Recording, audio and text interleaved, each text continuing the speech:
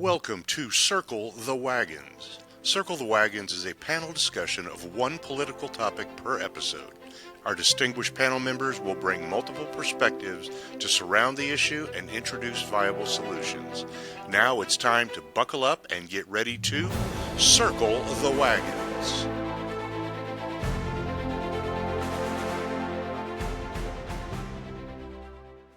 Welcome to Circle the Wagons. Hey, everybody. Thanks for coming back. It is time for the Patchouli Podcast Network political podcast, Circle the Wagons. It is a small crew today. Joelle is off to places unknown or undetermined or unwilling to say. Out to sea, I believe. Out to sea. That's, I think, a good description of. I've heard myself described as out to sea or something like that. Yeah. Maybe a little different. Only on days that end in Y. Charlie is neck deep in homework, so he will be not joining us tonight. And our John is still working in the early childhood development phase of his 2026. He will be joining us moving forward. Dr. David Smith, the latest edition, also unable to join us tonight. So we have a very intimate conversation tonight for this episode. This episode is sponsored by Deep Vellum in Deep Elm, Texas. They're publishers. No. It's not really sponsored But by they're Deep a Elm. cool publishing company. Very cool They're publishing company. Great little bookstore downtown Deep Elm, Dallas. Yeah. One of the OG Pachuligans is now a Velomian and works at Deep Vellum. Doing great, doing wonderful things. Sort of her vibe, her jam. That's what she wanted to do, and I'm so glad it worked out for her. So That's very cool. Anyway, so it is not just me tonight. It is me that's doing all the talking to this point. But to my left, Diane. And hello, everybody. Mama D. Yeah. Mama D, the OG. Yeah. And we are preparing for severe winter weather here in North Texas. Mm-hmm. So it's nice to be out of the house today because we may not be out of the house. Yeah, for the next couple starting of days. tomorrow. Mm-hmm. Yeah. Already the grocery store shelves, the bread, the milk, and the toilet paper are basically bare. Gone. Yeah. Wow. Yeah, if you haven't gone and gotten your milk, bread, and toilet paper, or if you're one of those that got more than you needed, just saying. Yeah. And if people up north are listening thinking, 2 to 3 inches, not a big deal.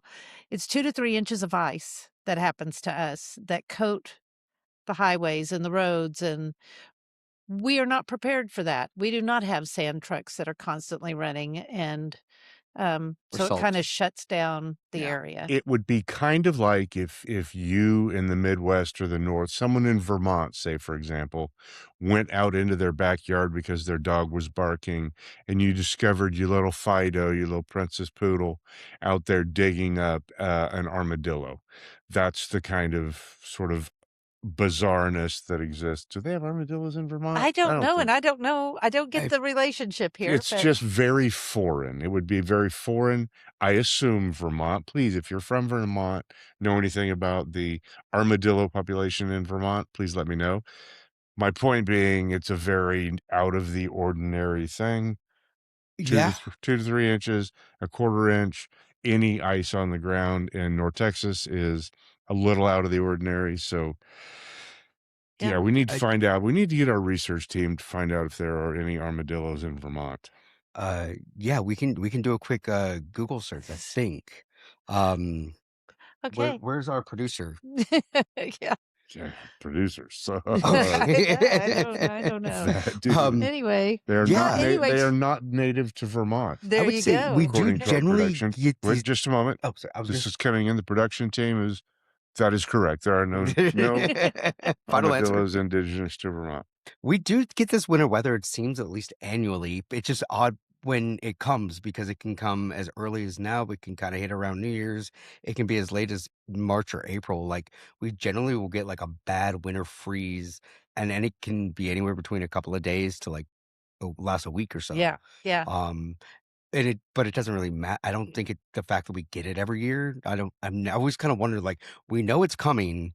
We could potentially plan better for it, but I think because I don't know, like. Yeah. I guess they don't want to spend the money on machines if we don't need them more often. Yeah. Yeah, I just exactly. wonder if there's like dual purpose vehicles or dual purpose something that can be used throughout the year, but is So, like, a able to be truck that is like a combination snowplow to scrape the snow off and flash ice off the salt, but road, also like, but also could, like, push armadillos off like the road. armadillos. Yeah, yeah.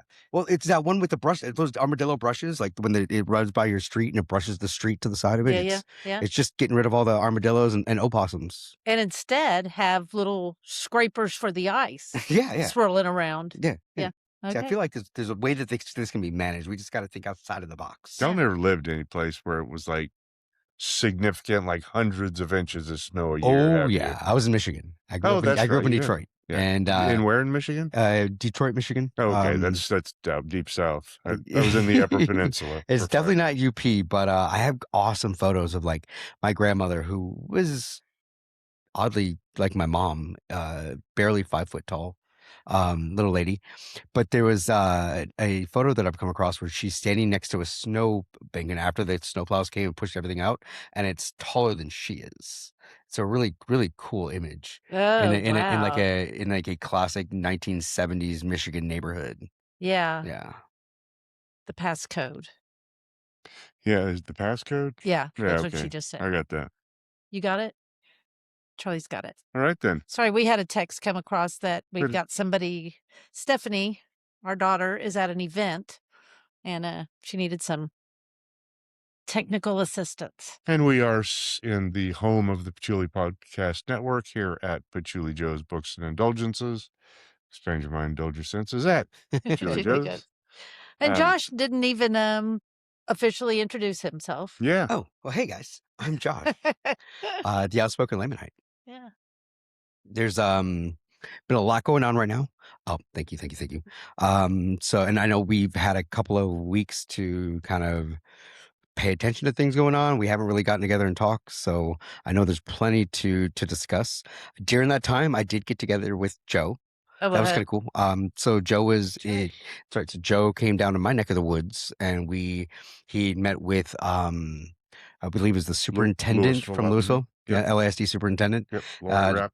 Talk about he's running for House District 106, which does include some of LASD, and that just happens to be right around the corner from where I live and right around the corner from our favorite Hive Bakery. And he So brought Hive Bakery home with him.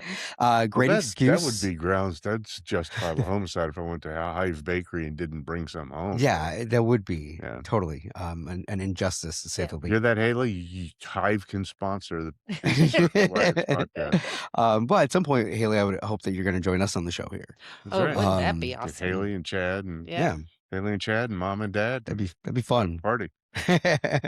But it was a delight to get to meet outside of these four walls in a different element, Yeah. See Joe dressed to the nines. I mean, he looked like an adult. It was impressive. I I had know. long pants and I'm socks. telling you, wait, no orange socks. That was the Were they orange? They may have been the orange. It might have been the orange Green. I socks. don't know. I had We boots compare on. our socks from time to time. I Don't had boots on that day, I think. we? Joe was very proud of his orange socks and green socks. Yeah. They're Well, as we get older, the compression aspect. I know. Forget about the color. It's the They're gold. compression that matters. yeah. And then when you I- can combine the both, oh my God. Done and The done. last appointment I went to at my cardiologist, it was myself, my cardiologist, who's about the same age as I Maybe a am. little younger. Maybe a even. little younger, yeah. And then an even younger gentleman, his medical assistant, was in the room taking notes. And almost the entire time of period of the appointment was spent comparing compression socks, including the young gentleman who was probably 30s, in his 30s. And I mean, we were comparing where we got them, shopping, exchanging prices, taking pictures of each other's phones. That's the kind of That's cardiologist you exciting. want. And that's Yeah. good stuff right there. Yeah, sock stuff. Yeah. Socks. So, But it was really, really cool to, aside from the socks, which we didn't even bring up during the interview, by the way. So yeah, we didn't. I don't think we talked about the socks. We talked about a lot of other things. We talked about the, I would say, the platform that your policies that you are advocating for. And real quick, I was actually kind of hoping we could do a quick synopsis. I mean, education. We Sure. talked about, the primary focus in trying to make sure that dollars are appropriated correctly for public schooling. We talked about, your guys' family and your history and ties to education, and so how important that is to y'all, you know, individually, but we see how important that is overall. Yeah. Um, we talked about, caring for military veterans. We talked about the importance of books, and literature, true free speech, not, you know, whataboutisms and enablement of, um, I guess, entitled, propagandists spreading, but true free speech, not hate speech, not using slurs, not degrading people and calling it free speech because you don't want to be held accountable. Meg, I'm saying real free speech, being able to talk openly, even about dissent, which it doesn't get more American than being able to talk about dissent, Kind of the foundation. right? I feel like that's what we've been established upon. So Yeah. anything else is not American. Um, And then, of course, the affordability, the challenge oh, both the living economy. in and doing business in Texas. There are some things that there's some definitely some improvements we can make that make living in Texas and doing business in Texas more affordable and more accessible Hmm. to Texans. So yeah, those are kind of the biggies. Education is my number one. I was doing a lot of deep diving today. There's actually a proposal that's out there. But yeah, anyway, that's a whole probably a whole separate podcast. Yeah. Well, Um, we should plan on that yeah, later, Yeah. we having a can podcast on education. No, we definitely. I'm we all Because can about it. we've got a lot to discuss that way. I got to, um, we just got our turf sheets cut. So, you guys, to explain that a little bit, I am a Denton County Democratic Precinct Chair in the city of Louisville Precinct 3134. And so I get a list of everybody that has voted since I'm a Democratic precinct chair. I get a list of all the Democrats in my area, in my precinct, that voted in the primaries the and last time. that's really kind of where we want to deep dive into. This is an Yep. area I think there's probably some contention. I know we had a conversation, an exchange week or so ago. John weighed in, and Mhm. yeah, that's definitely I think a topic worth exploring. Very much. I'm Certainly, I have opinions with regard to the involvement of the party with individual elections Yeah. and the administrative infrastructure, like who's the um, district chairs and all the roles that are played that Hmm. most people aren't aware of, and really kind of understanding the contribution that they're making. And yeah, there are some strong opinions on that topic. So I think it's a good conversation to No, most have. definitely. Yeah. Which, kind of to lead toward this a little bit to kind of explain how this is, works on the ground level, the foundational level. Like we are the, if we were an HOA, I feel like I would be my neighborhood HOA president. You know Uh-huh. what I mean? Like it's just a matter, and all it is that if you have questions about how to register to vote, if you have questions about candidates or where to find information, if you have questions about where to vote and when to vote, or what's coming up, any other events, or how to get involved and engaged with your community in any regard, like just reach out to me. How many questions, how many people are raising questions to the precinct chairs? How engaged with people, or is it more the opposite direction, pushing information out to the community to get information into their hands? So fantastic question. I would say that this is only my second electric cycle being Mhm. involved in this. Yeah, Mhm. I understand. All right.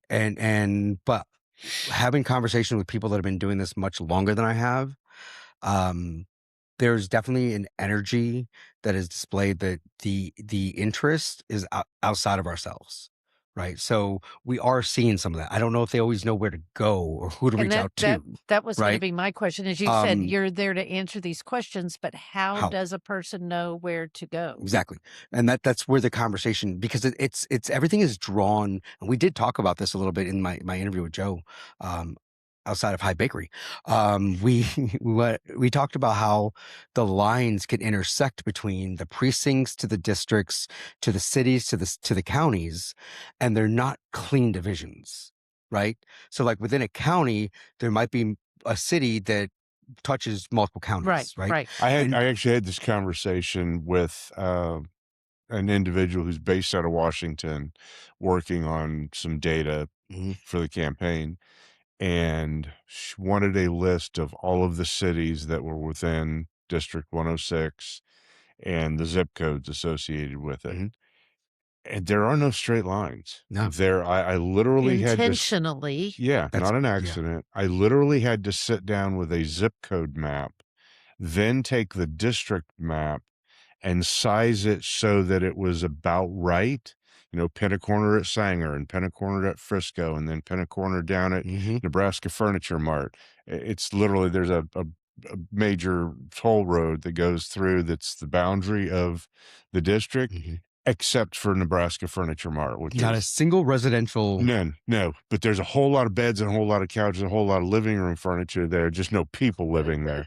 No voters. But yeah, this district actually 106 actually goes around there. So I had to stretch this out and make this transparent so I could demonstrate this is what the district looks like and this is what the zip code map looks like. Mhm. And that's why there are no straight answers to that question. Yeah, So Yeah. it gets it's very convoluted absolutely with it's intent. deliberately I do confusing. feel like with intent, because it seems like overall the intent has been to create a sense of disengagement, Mhm. get people to feel like, and though that is one thing I could say I hear, I mean, emphatically across the board is, what's the point? Like my vote doesn't matter, or, especially like I get this too, like, Texas is such a red state, like, like what, like, there's no way that we're ever going to be blue again. Like, but actually, that's such a misnomer. Like that's completely incorrect. Texas actually is more purple across the board, Right. but it's the way the lines are drawn for the representation that goes along with the voting that is one facet of it, along with this non-engagement, right? This Well, and how much of it too is how much of that, what role does the infrastructure, the party structure play in the sort of long-term inability of one party's, the in Texas case, the Democratic Party, to not win any statewide offices in 30 years? Is there, what is the contribution that, say, a local party and the state party are making down through the precinct chairs and at all levels? Where are their opportunity? And this isn't intended to throw anyone under the bus. It's where are there opportunities for improvement and where are there opportunities for people to help move the needle? aha, like that's really the key there. So of course, one thing I'm seeing, because we have these monthly, meetings on the regular, Yeah. and everybody's encouraged, see if you can't bring somebody with you, somebody that might have some interest, somebody who's asking you questions, somebody in your precinct that, or neighbor or a And are these friend. precinct meetings or executive These meetings? are precinct meetings.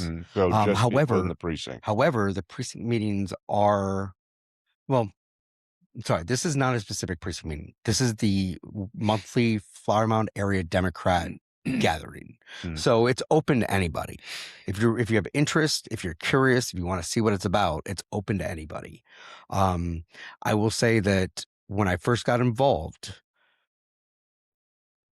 we probably had, you know, 4 or 5, maybe 6 at max round tables in this room, and it would be, 5 to 6 seats per table, and there'd probably be 2 to 3 seats empty at every one. Oh, wow.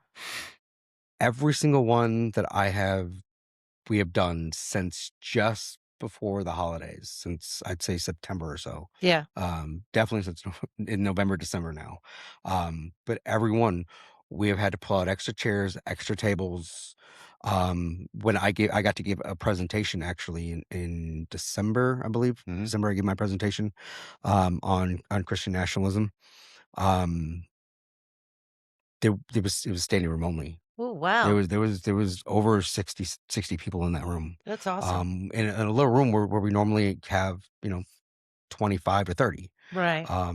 But even the last couple of them, they've been, and every time the sign up sheet has grown, the participation has grown, and so there is a building interest, and a lot of it talking to people is we just didn't know y'all were around. How did you get the word out that you were around? Actually finding precinct chairs that would do the work. And what's the work? So the work is, we call it grassroots, right? Like you talk about what grassroots level movements organizing is. Yeah. It's about getting out to the neighborhood and introducing yourself to your neighbors. And that's literally all it is. Like it's me going door to door to individuals on my list that are recognized as Democrats because they participate in these primaries. Yeah, let's pause at the list and let's talk a little bit about. Well, let's put a pin in that. Let's come back to that. Okay. Because I definitely want to come back to that. 100%. That issue. Because it's definitely a part of what we need to discuss Right. here. But prior to, it's about just making sure that they know they're not alone. And what is great is, yes, we have their information. We can send email blasts. We can shoot group text messages. We can invite them to social media things and events. But to be honest, like without that personal engagement, I don't know that without any and follow up and anybody feeling like we care. I think it's the bigger thing is just to show that this isn't just about trying to sway votes. It's about showing that we're in the same boat. Like we're neighbors together. We shop at the same grocery stores. We buy the same gas at the same gas stations. We may not go to the same church. We might not, have our kids in the same social activities, but we are still a part of a community. And at the end of the day, like I'm not trying to do anything that I don't think is going to be beneficial and help our community. Right. I don't know the people that get up and above the local municipalities where people are so disengaged, like they don't really care. Yeah. And I know that your heart is in it. And I know this community building is great. My point or one of my thoughts on this is you are going to people's houses and engaging people who voted in the primary Democrat. So they have already voted for a Democrat. Yes, in the past before. Right. Yep, they had to have. Now that can also That's change. How you got their name. It can also change though. Their name goes away if they go participate in the other party's primary. Right. But here's my point. Here's my whole point on primary voting. That will come up later or that we'll get into now. Is you are preaching to the choir. Correct. And I'm glad you brought that up. Yeah. Because we say that as well. Okay, like, but so because here's the big thing. As far as numbers go, it's not a matter of not having enough Democrats. It's about having Democrat voters show up to. And again, to Diane's point, and I don't want you can finish your thought, Diane. But these are people who are already not only voting in November, but they're voting in primaries. Well, so they're the engagedest of the engaged. And yet out of that, you don't think they all show up to vote? They don't. Like we're talking the differences in these local elections can come to within the tens to dozens of votes. And that's how close they are. And that's how many people can make a decision and sway a decision on this local level. Between tens, dozen, average hundreds. But, what I'm saying is that this is not the same as like a state or national vote where the difference is margins of tens to hundreds of thousands to millions. These are, small margins. And so when in local, what races are you talking about? These are like for your constable, your JPs. JPs. Well, wait a minute, JPs. Yep, Okay, they're local. The JPs, there's constables. Your school board Local school board, local school city board council, exactly. No, no, no. City council is nonpartisan. Well, Yeah, and now nonpartisan. that's true. technically, these are all nonpartisan. All of the locals, Technically, all of the local. yeah. No, not JPs. They may have to have some kind of a stated affiliation, yeah. Yeah, JPs JPs are are No. party But for the designated. most part, especially across the boards with like committees and boards, So that's a very different dynamic. That's a very different climate than we're talking about for. like We'll go to JPs. Hang on, JPs are party declared. They're local. mhm. They're constrained. Of course, House district or House representatives, state House, state Senate, those are more broad. And then obviously the federal elections are a whole separate beast. But when we're talking about, when we're talking about influencing, and that sounds horrible, but influencing a local election, if you are reaching out to those who have voted in a party specific primary only, because you don't declare for a general. So a party specific primary that by definition is not a local, that's nonpartisan. So your expectation is that their same level of interest at the state, JP level, state level, federal level is going to translate to the local level. And that's the challenge, if I'm understanding what you're describing, is Quite. we don't have the turnout for those We don't. locals, and you also don't have access to necessarily the people in a party It takes in an area. it takes proper party organization, right? Okay, what do you mean by that? I mean, in concerted efforts. So Well, what do you mean by a proper party organization? for example, I got invited just offhandedly by my mother-in-law, as a one of her friends in her neighborhood happened to be her precinct chair. Um, I didn't at that point didn't even know what a precinct chair was. They were like, "Hey, you seem to be politically minded. Why don't you come along and check this out? See if it's something you're interested in." And I met Laura Haynes. She is the Flower Mound area, basically the director of the Flower Mound area Democrats. Okay, but to put that in other terms, she just does the community organizing for us. She helps organize the parties, the gatherings, the get-togethers, communications, reminders, different things like that. Right. Um, Meeting her, obviously, I had tons and tons of questions, but it was great to see that there was something. But they said they've been doing this for a long time, and yet this is the first I'm really even hearing about it, right? And yet I am involved. I'm open, paying attention to things, and yet I had no idea that we even had these city clubs, if you will, right? Then come to realize that when I got on, there was, I don't want to be inaccurate here with numbers, so I'm sure Laura's going to hear this later and correct me, but I'm going to say rough estimate, probably between 40 and 45 precincts in our combined Denton County area, right? Um, of those precincts, there was less than a third of precincts that had a chair represented. And the evidence to the voter turnout when you have an active precinct chair in a precinct to the election results has been proven. What do you mean? Just say that again. So when a precinct has representation, has a precinct chair, and that precinct chair is actively involved and engaged with the people that are in their precinct, with their neighbors, right, with their constituents, because it is technically a elected position, right, like from the county. What's the A precinct chair is. Oh, okay. Yeah. So the precincts that have active engagement have shown that it doesn't even matter how much money is being thrown on the other side of the campaign or elsewise.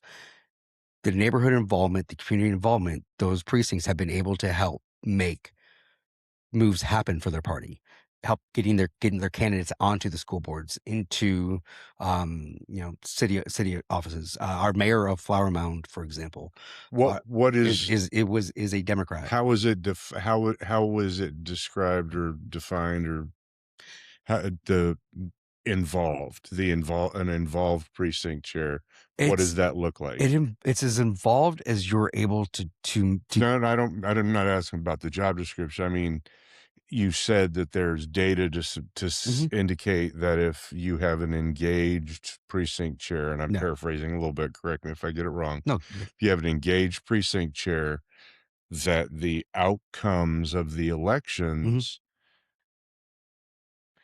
tend to favor the groups where you've got an active. So I guess Yeah, yeah. what does that engaged look like? Okay. And are we talking about specifically putting people into office, even against, you said, even against substantial financial Yeah. Yeah, expenditures by the we other have, side? we'll look at the bum gardeners, for example, in that area, Yeah. as a great example, where Michelle Al-Khatib, had actually won over, I think she was going by Mandy Bumgardner. I don't think Mandy's her real first name, but she was running as Mandy Bumgardner, and she had put in an ungodly amount of her personal finances into the campaign as well, and an unheard of amount of money Mhm. running for a school board. Oh, wow. And she lost to Michelle Al-Khatib on the efforts of the Flower Mound precinct chairs hitting the ground, doing the door knocking, actually putting the material. Like we basically we get the pamphlets, the flyers, any kind of material, and then we create basically a sheet. We call it our And so that the sheet is based solely on those voters who have voted for a particular party in a previously primary previously because without. one to avoid unneeded confrontation, Sure. Yep. I right? understand why. Right. Understand why, but Um, that seems like an awfully, I'm not challenging you, that seems like an awfully audacious statement to make, that simply because you had people block walking with the precinct chair and distributing literature, that overcame, that seemed, there's so many more factors that it go could into an definitely election. be hyperbolic to say that it's only because of that. I would Yeah. say that that is from the conversations that we are given, the conversations that we have, and what they present to us, right? Mhm. Is look at what the results have been where we've had active engagement versus not. And you can just simply see from who has voted from one precinct to the next, Yeah. where there's a precinct chair assigned. And that precinct has used we use an app that you dictate whether or not you've reached out to them, whether you had communication with them, what the communication was like, whether they told you they were already voted or whether they knew they were going to vote. Like there's lots of different notes you put into that, but overall, it's to help kind of read into the metrics of the engagement. But there is other things, right? Hmm. Like we have, tables we'll put out at farmers markets or festivals where we are out there also trying to engage and get people to sign up for email notifications. We'll give them a sheet that is nonpartisanal at all, but it does give them information like where they can find information online, where they can go see how to find out if I'm a registered voter and what my precinct is, if I have an assigned precinct chair. Not only that, but we have that information to give to our constituents as to where to go online to where you can see exactly what your ballot will look like, a sample ballot, who's going to be on your ballot. Like you see all these street signs right on the corners that might indicate that there's an election coming. Some people might assume that election has just passed, but it doesn't have much information oftentimes as to who that candidate is, what party they represent, and their platforms, their experience, anything, right? So they don't tell you when to go vote for them. Even there's just signs. Some people just completely But ignore again, and disregard that. you're talking to people who vote. Well, that's the big challenge is how do we get to the people that of voting age that are completely disengaged now, that that aren't voting, that don't, Right, and and I okay, that's where here's Right. it becomes a here's large. my argument Yeah, about this, yeah. because something's not working. Mm, I'm just gonna say it. yeah. Something in the Democratic Party is not working. Oh, there's a lot that's not working. Right. So so we've gotta be open to ideas, Mhm. and for one of the ideas to be for a big campaign that I have seen posted on Facebook, Denton County Democrats, is do not vote in the Republican primary if you're a Democrat. I am totally against that. totally. And here's why. I'm gonna vote for well, several years ago, I think I know it was over 10 because 'cause I've been married to Joe for 8, but, I was, the president of a teacher organization in my school district, and we were trying to not get Dan Patrick reelected. We knew vouchers were coming. Yeah. Nobody would believe how serious it was that vouchers were coming. We knew vouchers were coming. Was this before or after they'd already introduced them in Michigan? Do you know? I have no idea. Okay. Yeah. We're looking at that real quick. But this was Dan Patrick's thing. He wanted private school vouchers. And so I went around and I told people, you have got to vote in the Republican primary. There was no good candidate in the Democratic primary. I don't even know. Yeah, there was nobody viable, nobody that you even thought was going to make it. Yeah. That was the election. That was who was going to be in Dan Patrick's position. Yeah. Lieutenant governor. That's who was going to be lieutenant governor. Yeah. And teachers, I just didn't have time. I didn't go to it. And so now I'm hearing this many years later, people saying, oh, Democrats were told to go vote for Dan Patrick or against Dan Patrick in the Republican primary. And that was so wrong. We shouldn't have done that because that took Democratic voters off the list. How did that help public school? Let me ask you.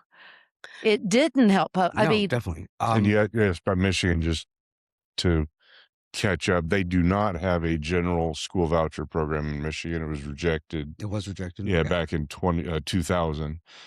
They do have a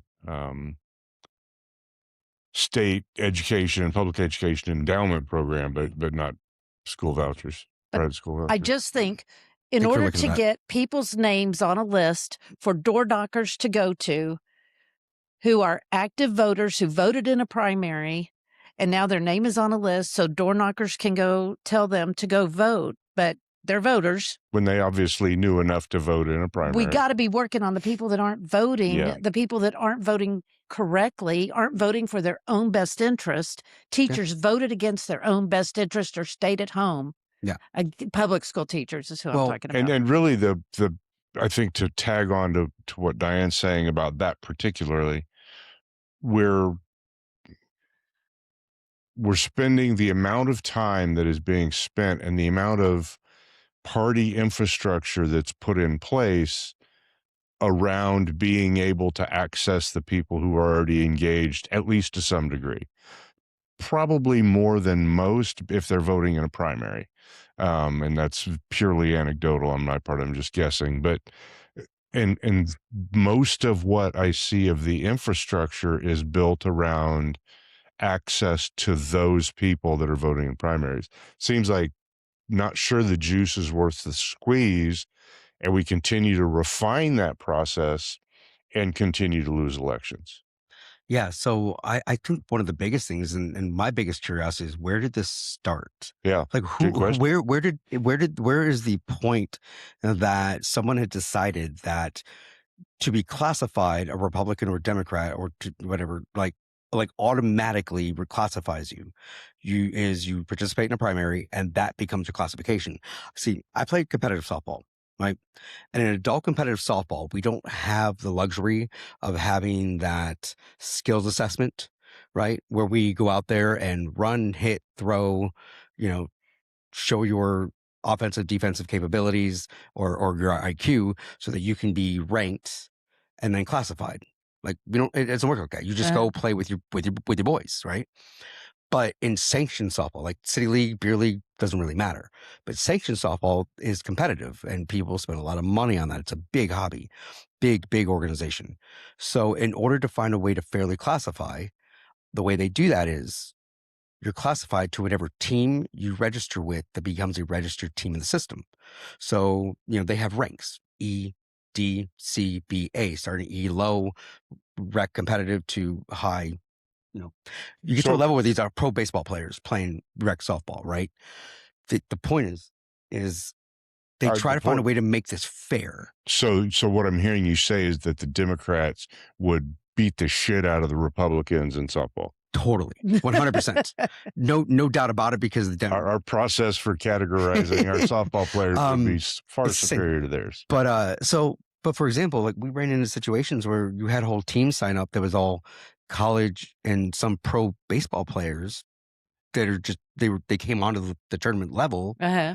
but because they were just started out, they let them start at like the bottom level, where you have guys who literally get hurt from this ball coming to them. He smoked 100+ miles an hour off these Right. bats. I'm just going to throw this out there too. I faced Elvis Andrews, and he went 0 for 2 against me in a slow pitch softball game in Plano. Throwing that out there, Elvis, I got you, bro. I got you. Wow. Although he did go 3 for 3 off me in the championship game after that. All middle shots, line drives right by my head. And so kudos to Elvis Andrews for that one. But I still got the first 2. Yeah. I got the first 2. I mean, Something but ahead. seriously, like this, it's like we've seen this level of where now there's an imbalance to it. So I don't know, with the Democrats, who decided that the classification though was going to be on participation, right? Because that's how they do it too. The classification is now not on skill level; it's on participation.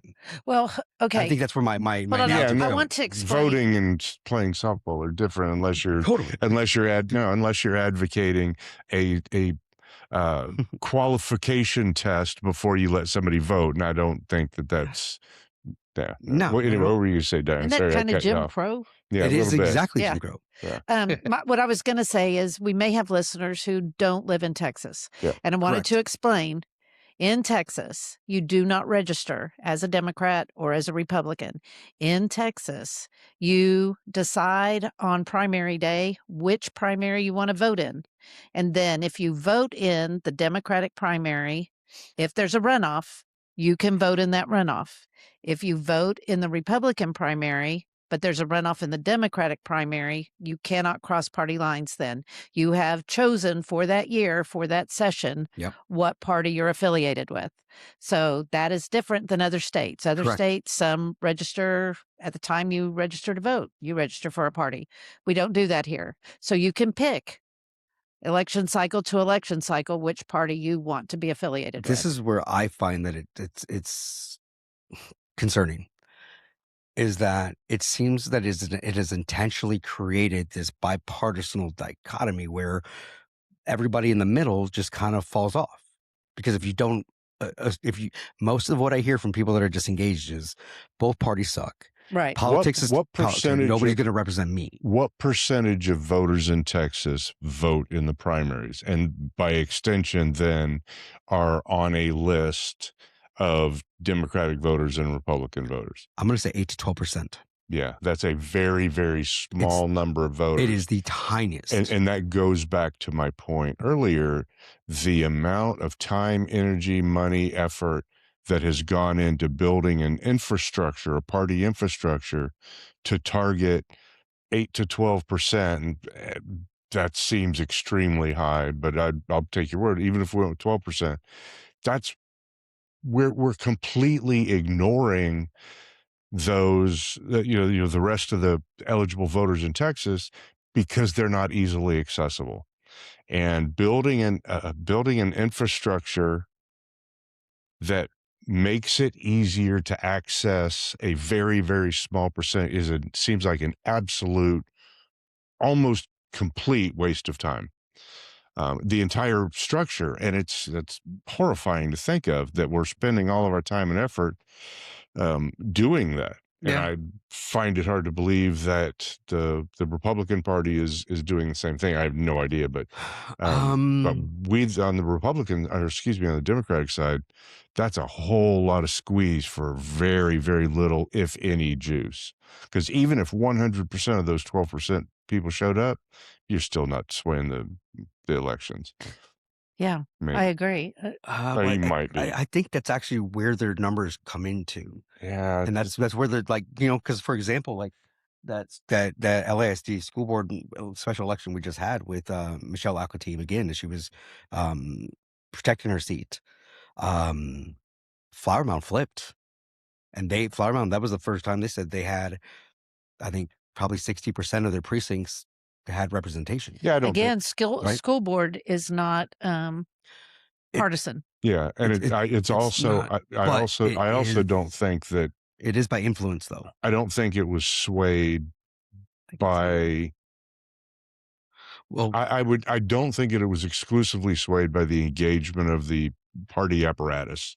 I think that that may have helped, but and I'm speaking purely out of my ass. I've got to believe there were other factors, including the national level blowback against the current administration, that's going to it's going to make it more difficult or more challenging for well, some candidates than others. here's what I think the Democrats are banking on, and this is also speculation on my end because I Mhm. haven't had this particular conversation with anybody directly. Okay, um, for so long, the Republican Party has been focused on not just engaging with their people, but disengaging everybody else, building non-trust, right? So what ends up happening is Democrats realize that a lot of the Republicans already there's both a level of people who just hate all politics because of what the Republicans have done outright, you know, and two, most Republicans already feel very confident and comfortable that their state already has it or their city Right, already right. has it, right? And so where they found that they've been able to influence is because it is hard. Not saying that there isn't efforts to reach and extend the reach and the message, right? Especially using social media, which the Democrats, I believe, are just doing for the first time, doing much better job of capitalizing that as they've seen the effects of that from 96 on. They're seeing the effect 2000, of I'm sorry, it's what? 2016. They're seeing the effect of what? Capitalizing on social media and No. using that type of engagement because the Republicans have completely they've completely outmanned and out I mean they've outflanked the Democrats in every way when it comes to messaging I you mean, and Me, but using by mean, but meanwhile, years. yes. Years. but But at the meanwhile, same we're in time, contact with all of the people who voted in primaries. but this well here's the thing is at the same time on the Do you hear what local I'm saying? Do oh you I get my get it. I point? really get it. It's And asinine. I'm We're not spending our time, effort, and resources chasing the people that are in line chasing with us. the I can only defend what I know of, Yeah. right? And I'm And I don't not mean to put you on the spot no, with you're this, great but though. it's Because at the end of the day too, ludicrous. I can't say it's completely worth this because I am seeing one on a personal level, Right. right?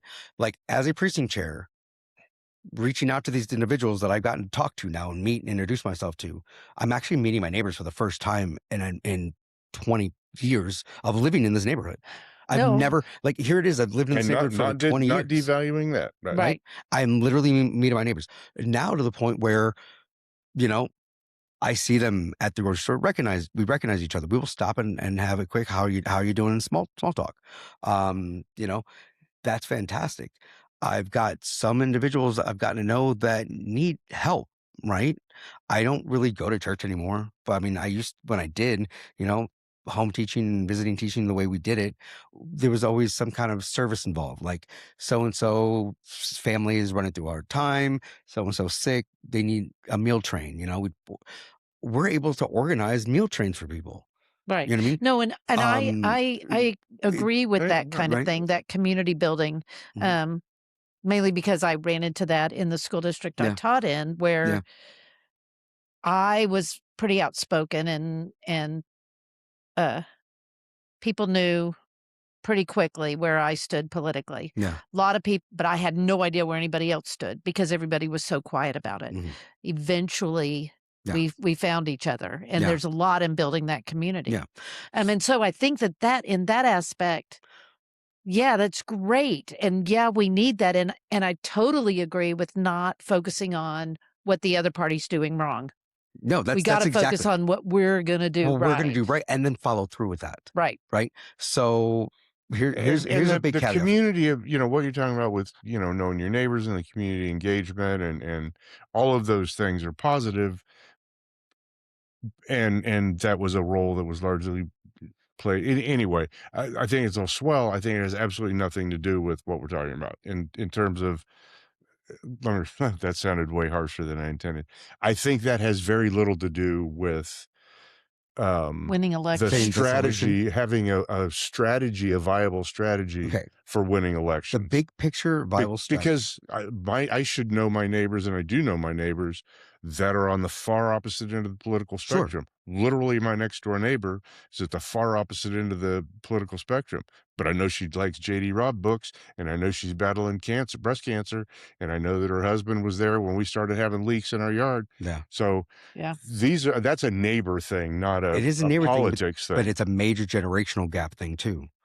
I mean, you come from a Well, time where pre-technology, it was a pretty normal standard. sure. Here we're isolated. Like, people are afraid to go out and meet their neighbors. Like, I mean, I'm talking like just to even knock on the person's door because somebody dropped their mail off in the wrong mailbox, or Yeah, I mean, their DoorDash, right?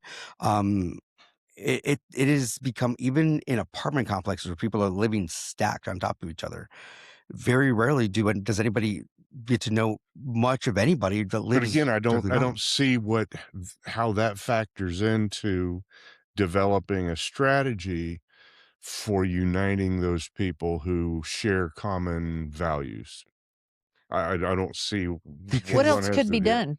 Because Unless you're hunting them out one by one, and that seems like a Listen, horribly inefficient means again, of I mean, doing if we want to take the approach of like the Jehovah's Witnesses and Mormon missionaries and knock on every door, that's been proposed at the meetings. That's what I'm saying. Is that how efficient is that? You know, How effective is that going to be? That seems The whole door obs- knocking? yeah, it's an old school way of thought that has worked in the past, and it seems to for always whom? be Where did that work? Do you see, In the and I 70s. don't mean Yeah. I don't mean to call you out, but Yeah.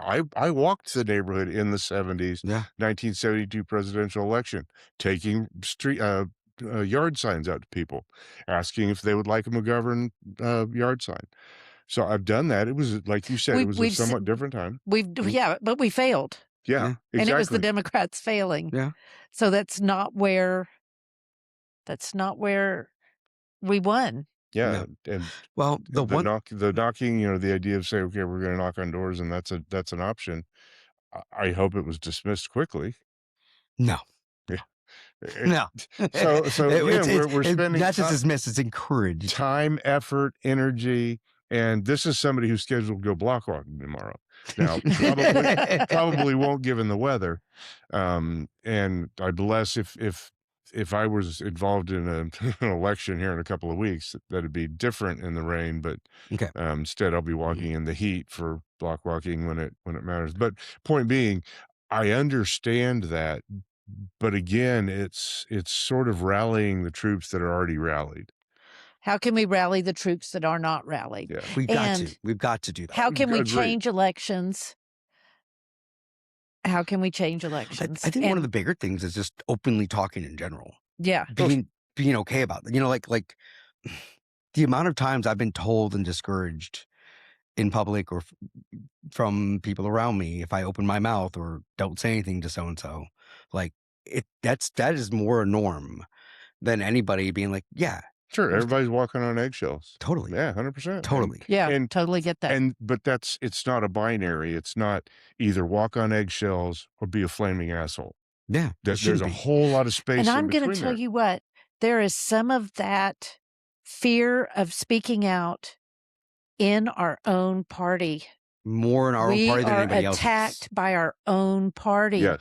And I see that Denton County. Well, but And what it is somebody gets the idea that I understand this, you don't. yeah. I'm going to shout you down, Yeah. and we're running off people from our own who share the same values as us. Yeah, it's a I thing. know what you're talking Yeah. about. I've seen that. Uh, But that is also not only a Democrat thing. I mean, there's a lot of infighting on the Republican side as well. yeah. Because Sure. truth But is, see, But again, we got to be careful to do that, because the one thing I hate the most that other party does what is about point ism? to us. Yeah. Yeah. What about? I'm not pointing to them. Agreed. I am saying we got to fix our house. Yep. We have totally. got to Great fix point. our house. And Josh, you are an example of somebody who is so positively enthusiastic. You are the kind To a of fault. person that needs to be out there. I'm not kidding. And I'm not saying that because you're sitting by me, but you are positively trying to make a difference. Passionately engaged. Yes, passionately Thank you. engaged. You don't make us feel stupid if we have a different idea, like this today. This is great banter Yeah, that's not everywhere in the correct. county. It's not. Yeah. And that's hard. That is Yes. very hard because at the end of the day, like we can find half a dozen things of out of a dozen topics that we agree on. But as soon as the topic Yes. switches to something that is passionately disagreed on, it's like everything that was agreed on goes right out the window. Yeah. I feel like we've all experienced this. Yes. And I mean, we've experienced this with people as close to us as our neighbors or coworkers, to our family. To our party, those who are involved in trying to influence the direction of the party and to Yeah. help the party win elections. Yeah. Because that's the other thing is having a wonderfully organized party is swell. Having that apparatus in place and structured, that infrastructure put in place, that's swell. If we're not winning elections, it's what good is it? So It's just a social club at that point. it is to an extent, but again, for me, I'm seeing growth, and that's promising. Yeah. You know, to see the numbers swell. Like for example, like I said, when I started out, there was probably less than a third of those precincts filled. We're now to over half. Yeah. Who you talking about with the precinct chairs? Yes. Yeah.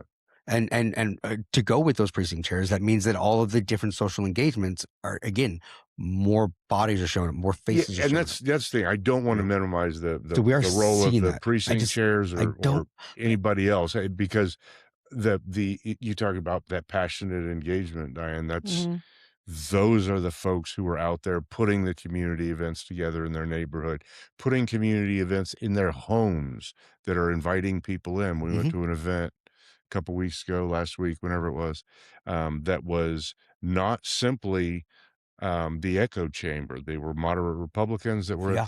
at this event as well, and it was an event where we had an opportunity to speak candidly. And I, as a candidate, I spoke my mind, and then had a chance to have one-on-one conversations with just about everybody in the And room. it was a lovely, lovely event. Yeah, Yeah. It's very cool. Yeah. and those are put together by the precinct chairs, the folks that are involved in the local party clubs, Hmm. party associations. Those are the people that are putting these events together, and kudos, because then they're creating a a portal through which candidates can process. And then a candidate's going to win, lose, or whatever. There's a whole lot of factors that go into winning and losing an election, particularly in Texas, particularly when you got a 22-point swing you've got to overcome. Not talking about anybody in particular or anything, um, but creating that portal that A, embraces candidates, and B, creates a pathway saying, this is an opportunity for you to come talk to people. Perform or don't. Either you're gonna win them over or you're not. Yeah. And that's really all a candidate can ask for. Hmm. All the mechanisms and all the machinations and all the other things that go on are swell, but if it doesn't create an opportunity for a candidate to persuade voters, doesn't give them access to the voters who aren't voting in primaries, and not to minimize those voters, but you're talking at best 88 to 92% Yeah.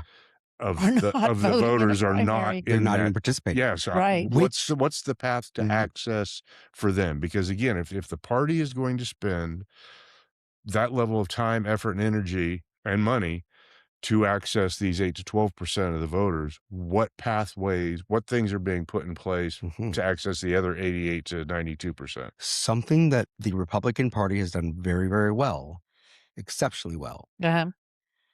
is realized ahead of themselves that they were aging themselves out and they've gone to capture the youth, right? Specifically the male youth. Mm, And they've done it through multiple channels. yeah. Okay. Multiple channels. I mean, we see those very outward channels like the podcast bros, the Joe Rogans, Mhm. we see that through different sways like Turning Point USA and influencers like Charlie Kirk, Right. RIP. Right. Um, we see that they have continued to capture this American idealist energy amongst them and has energized them in a totally different way that really helped Donald Trump get to where he's got a second term. Not to mention the male Hispanics too in the country. So They they're how do we leverage so that? here Or what is our approach? our comparable, if you want to find it to say that we're gotta be apples to apples, is how do we do what they did and use this and have the same kind of reach that is extended through the pulpits. Right. They have captured the American identity and rooted with American, I'm going to say it, guys, Christian nationalism. And they have ingrained this idea that you have to be Christian and you have to be American. And to be those things, you are a Republican. If you are not a Republican, then you are neither a Christian, nor can you claim to be a real American or a Okay, real and Republican. that's their messaging. My question is, It's what not is about our it's messaging? not What about the is messaging. what is our messaging? What is our instrument? What are our instruments? What do the Democrats stand for? You've spelled out, sort of the attraction It's what we're up of against. Christian national. Right. Forget what we're up. What is our approach? Because Is how do to we get the bodies together to believe That's no in fair. I asked us? you first. Hey, No but I fair. have I to. asked you first. My response is that how do we get the bodies together to get people to believe in the Democrat Party What do we? the What, way they now Step believe? Step one. Have something that we stand for. Yes, Not 70 things. What are our focused areas that are going to progress the it needs to be nation? from the national level down. Is All that's right? true, but Money, what is it? affordability, and education. What It's what is it? Yeah, and that's what I'm saying like, is these are one-offs and opinions that aren't part of an integrated strategy that are going to continue taking us the direction where we've been going. There's going to be some pendulum backlash, but to your point, there's been created, and don't say it doesn't have anything to do with the message. It's part of the message. It's part of the mediums used yes. in communicating that message, and it's part of the target audience. Mhm. You just described those three things. Exactly. What is the progressive equivalent of that? What's the progressive counter to that? And when I say I progressive, don't know if it's I'm not allowed to say right now. progressive is not just I have a vision for what the future, what we Yeah, should totally. progress to. It's also includes the ability Okay. to I actually wanna. progress things forward. Wait, you guys ever watch Get Smart?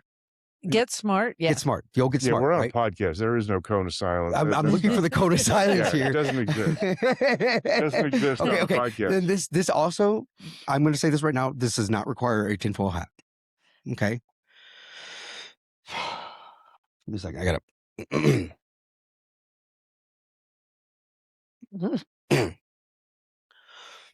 Do you know I see a large gathering of like-minded individuals that I think at the right age should be directly, I don't want to say targeted. Targeted is a weird word for me. Directly, intentionally influenced by what we're trying to do for their future. Okay. I'm talking the right now, the 16, 17 to 25-year-olds. All right. This bulk of this part of our society is on a teetering point right now of paying attention and seeing things that they don't like. But at that same age, there's a whole lot of them that have already fallen into a totally different world realm where they're already engaged. Right. But the ones that aren't is who I want to talk to. They're not going to those large mega churches to be influenced by the Christian nationalists. They're not going. They're not as they're for gay rights. They're for people loving people. They're okay with the things that they seem to have more I guess to what I'm looking for. I'm not sure where you're going. You seem to be tap dancing Yeah, around things. I am. And I'm going to get to Just stop tap dancing. Either we're going to answer or not. We don't have. my This my isn't. my my my biggest opportunity to be in front of a big crowd. I used to do a festival called Yuppie Fest in Louisville. It was at the Vista Ridge Amphitheater. And over the It's course, what? it was called Yuppie Fest. No, What'd you what say It after was that? at the Vista Ridge Amphitheater. Oh, okay. It was a Gotcha, venue. It was gotcha. an amphitheater venue right there behind the old Vista Ridge Ball in Louisville. I started doing this when I was in high school. I was in a band, and we were so young, but prominent enough that we were playing shows on the weekends where our parents had to take us to Deep Ellum to drop us off so we Oh, could wow. perform shows on in front of big shows and Trees and Galaxy Club and the Nine. We couldn't get our friends to come down to Deep Ellum to see us. Right. So we would every once in a while try to do like house parties or house shows, but we would always get in trouble because there'd be too many kids showing up, overflowing these houses. So we went outside of the box, and I ended up with my friends going to the Parks and Rec Center, and we found the amphitheater. So we actually put together this festival that grew over the course of some years from a festival of like 4 bands from the high schools and like 200 kids to it was a festival of 2 days, Friday and Saturday, 40 bands on 3 stages, upwards of Dang. 2,000 in attendance. Okay. These kids would fit right on the square and in Fry Street. They would be the kids that you would think are liberal or Mhm. Democrat affiliated party. I think that a big, strong way to get that message out is through the music.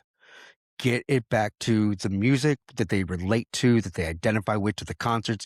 Get them in these forums and places. The churches replicate this to the major extent. I don't know if you've ever been inside of like a Prestonwood. They replicate these concerts. Yeah, I think that there are components to a message that's communicated in a church that are beyond that have greater means of influencing than at a music festival or anything else. Not poo-pooing the idea, but I wasn't sure where you were going there for a while. But so yeah, I don't disagree. But again, if we decided, we collectively, those who believe in progressing the nation, moving the nation forward, if across the country everybody said we are going to have these events, every community can have 2,000 people, we can reach a lot of people. What are we saying? And who's saying it? Yeah, who's saying it? What is being said at those? Because you need vibrant candidates to be speaking and saying short, digestible messages. Yeah. Yeah. Well, I mean that's what gets the attention in the clips and the point being, but what is that message? And that's like you said, the Republicans have done a tremendous job of distilling their message, for lack of a better term. Again, their message is anti. Into doesn't matter. Is it working? It works. Yes. So that's what works. So what do we do? What are we anti? I didn't say we were going to be anti. I said that has worked for them. What is the message that, and it kind of goes to my point, we could have, 5,000, 2,000 person festivals around the country, but if they're all saying 5,000 different things, or even 100 different things, or even 20 different things, at that point, we've done nothing to unify.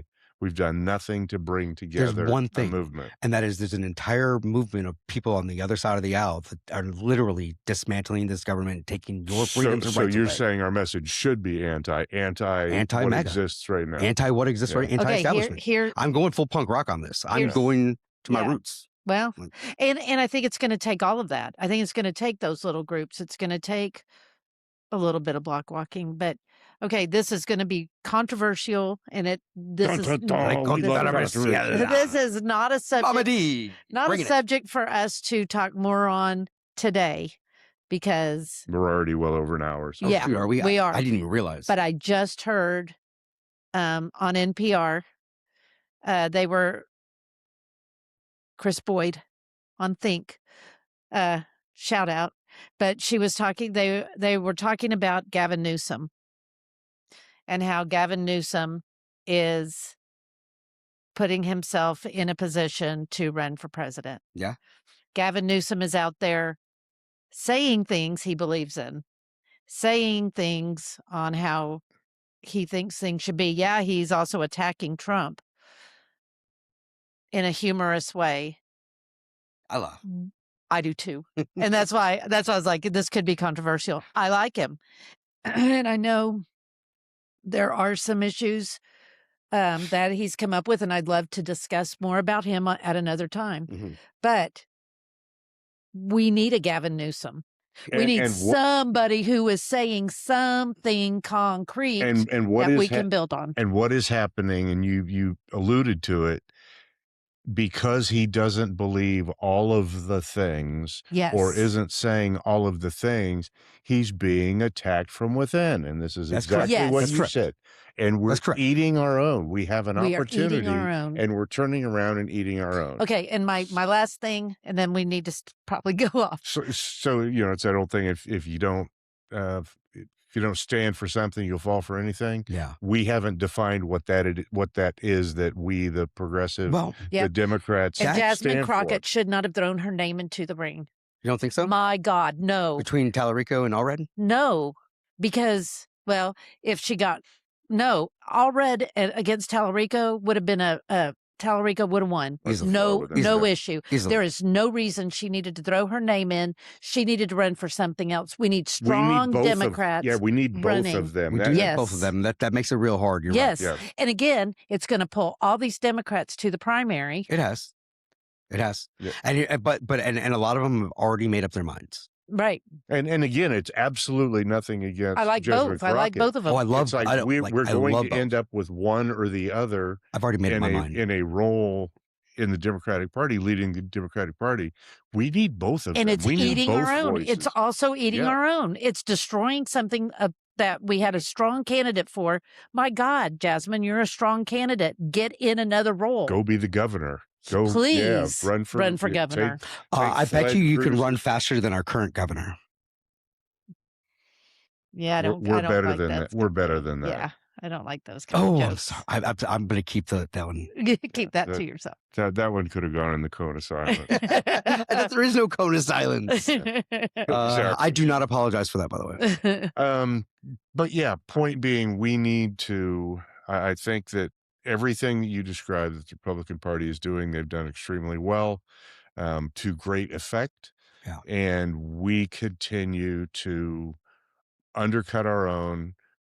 We have to, and it's because we haven't established this is what we're foundation, and not to the extreme, but you look at something like Project 2025. It is sort of the agreed upon template of this. That's where their party is going.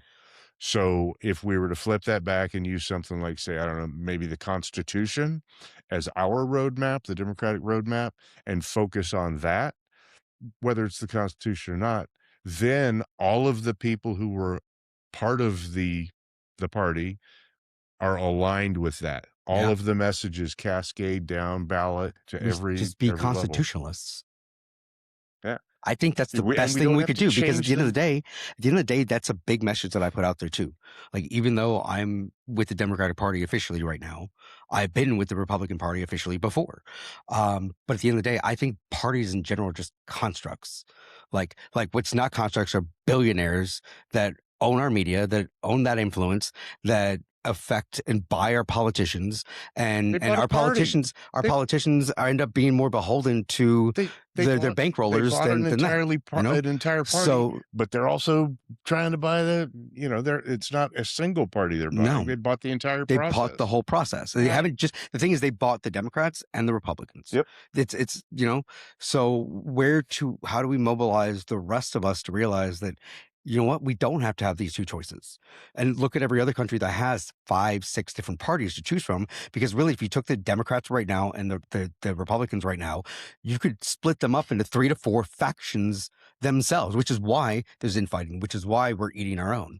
Because at the end of the day, we only agree on enough to a point where we end up having to have a split. Yeah. We're all sitting here at the same side of the table, yet at some point we're going to splinter. Right. right? And the thing is, can we stay cohesive But that's prior that's and why not it's splinter that's why it's for so the other important side? to have that Yeah. foundational set of core beliefs And I love and that. start there, I love because that. then from there we can grow out. We may have some differences of opinion on some of Yeah. these fringe issues, but our But core beliefs, Core our values. Yep, core yep. values, we're rooted. rock solid on. Like I would say this, then the Democrats need to treat the Constitution biblically. That's a whole nother Yeah, conversation. let's end there. We'll just leave that out, because separation of church and state Well, yeah, is in but my mind. I just want to be clear for those questioning me as where I stand as you a candidate. I am absolutely, it is sacrosanct, the separation of church and state. empirically, It is absolute, full stop. Yeah. empirically, In case you were wondering, because so you can vote for me based on that or not, but I will not waver. it's empirical, because at the end of the day, you cannot have a freedom from religion without being free of religion. Yep. You just can't. All right. All This has been good. Considering it was just the three of us, I thought we had a good spicy conversation. I think so. Yeah. Yeah, it was good stuff. I think these are the conversations, to your point, Josh, that we're going to need to have if we're going to come up with that core set of, this is what the we believe. This is, our Constitution is our foundation. So Definitely. it's moving in the right direction, I think, every time we have a conversation. Anybody who listens to this and is interested in being a sponsor either of the podcast and or of the concert series that I think I can throw together and put together a bunch of really cool musicians, get the kids out and help. What did the old MTV thing used to be? Rock the vote. Oh, yeah. Rock the vote. Meanwhile, I'll be writing what the core foundational beliefs are. So if you have any inputs to that, patchoulipodcast@gmail.com or Joe Mays for Texas. Joe I'm Mays not for doing Texas. anything, so peace and love. All right. Appreciate you guys. Thank you, Diane, Josh. Yeah. This was fun. Yeah, it's been a lot of fun. Joelle, David, John, Y'all be Charlie, safe. y'all missed out, yo. All right. Rock the vote. Right. No matter what, remember, love is the answer. Yes, Peace. it is. Peace. Peace.